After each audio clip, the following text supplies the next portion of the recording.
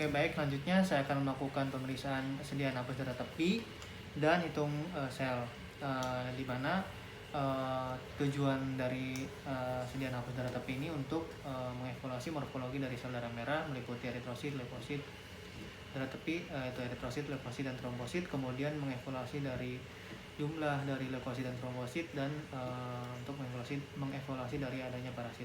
Kemudian bahannya itu kita bisa menggunakan darah kapiler, darah segar, darah kapiler, darah vena. Untuk rekomendasi itu darah kapiler, tapi harus segera dilakukan.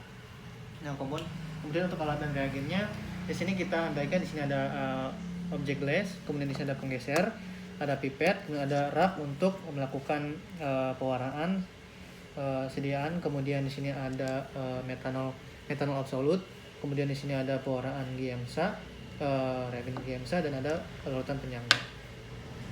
Nah, untuk caranya ini ada dua, reagennya itu ada reagen Wright dan Giemsa, tetapi yang direkomendasikan itu adalah pewarnaan Wright. Nah, di sini kita tadi telah melakukan flebotomi kapiler, di mana darahnya itu misalnya ditaruh di seperempat bagian dari objek glass. Setelah itu kita geser menggunakan penggeser. Nah, gesernya ini sudut dari penggesernya ini kurang lebih 30-40 derajat.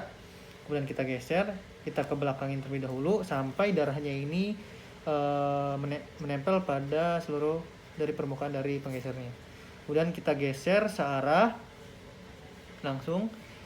Nah, setelah itu kita akan melihat di sini darahnya itu yang baik itu dia harus seperti lidah, di mana panjangnya itu harus setengah dari panjang objek glass atau 2/3 dari panjang kaca objek glass. Kemudian ada daerah yang tipis untuk melakukan pemeriksaan. Nah, setelah digeser darahnya, kita biarkan mengering terlebih dahulu. Setelah mengering, kita bisa teteskan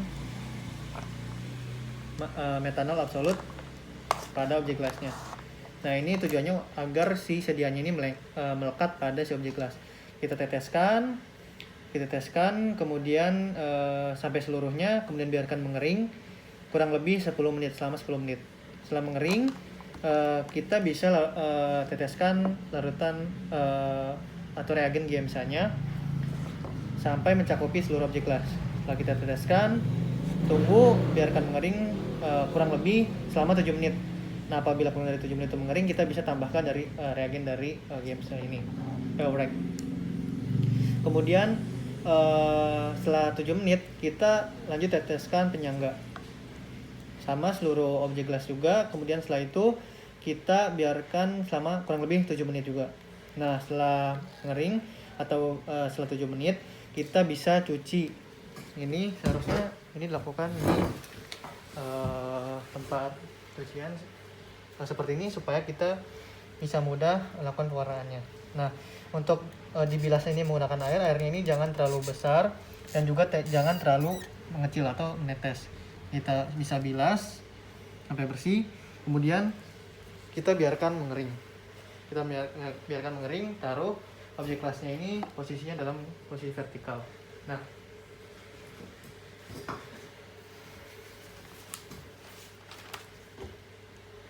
Nah, oke, jika setelah objek glassnya ini mengering, maka kita bisa lakukan pemeriksaan lewat mikroskop.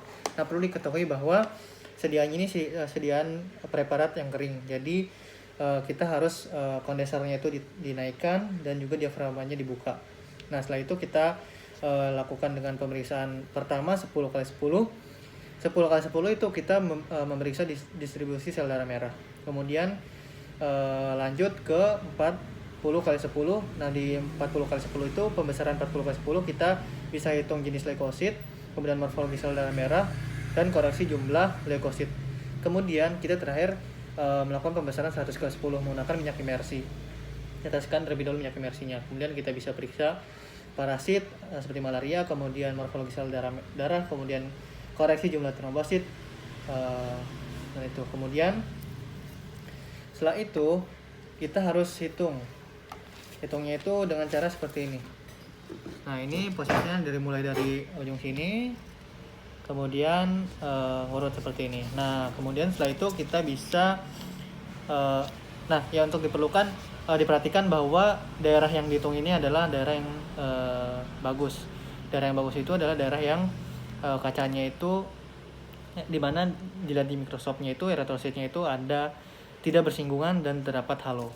Nah, kemudian kita selanjutnya hitung selnya. Nah, hitung selnya ini pertama kita bisa buat bagan terlebih dahulu seperti ini. Urutannya ada basofil, eosinofil, batang, segmen, limfosit, dan monosit. Kemudian di sini kita tulis sampai 10 kolom, kemudian jumlahnya persen 100. Nah, di mana jumlah dari tiap-tiap masing kolom ini jumlahnya harus 10. Misalnya kolom pertama, lihat pada untuk lapang pandang itu tidak harus pada satu lapang pandang, bisa 2 atau 3 ataupun setengah. Nah, kita lihat misalnya di sini pada kolom pertama batangnya 1, segmennya jumlahnya 2, kemudian limfositnya 5 dan 7. Kita jumlahkan berarti di sini sudah 10. 7 tambah 2 9 tambah 1 10.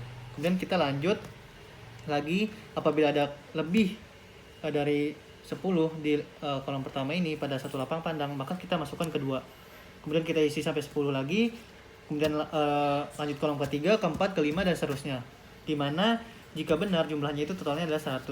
Nah, di sini contohnya hasilnya itu adalah 0 garis miring 2 garis miring 7 garis miring 10 garis miring 77 garis miring 4. Artinya adalah 0 ini adalah jumlah basofil, 2 ini adalah jumlah eosinofil, 7 ini jumlah batang, 10 ini jumlah segmen, 77 ini jumlah limfosit, dan 4 ini jumlah monosit. Jadi kalau benar itu kita jumlahkan jumlahnya 100.